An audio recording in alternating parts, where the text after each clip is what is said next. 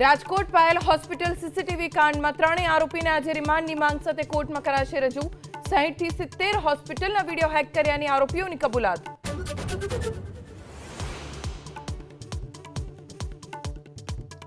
ગુજરાત યુનિવર્સિટીમાં વિદ્યાર્થીઓને એડમિશન લેવું પડશે મોંઘું. આગામી શૈક્ષણિક વર્ષથી ફીમાં થશે વધારો.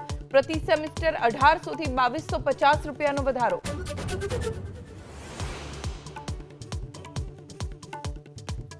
અમદાવાદમાં ગોતામાં અંડરબ્રિજની કામગીરી વખતે ડ્રેનેજ લાઇન તૂટી.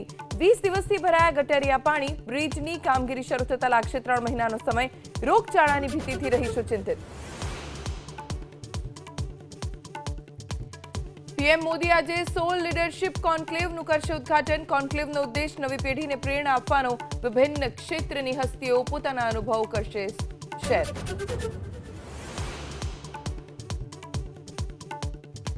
આજે ચેમ્પિયન્સ ટ્રોફીમાં દક્ષિણ આફ્રિકાને ટક્કર આપવા ઉતરશે અફઘાનિસ્તાન. પહેલી વખત ચેમ્પિયન્સ ટ્રોફીમાં ભાગ લઈ રહી છે અફઘાનિસ્તાનની ટીમ.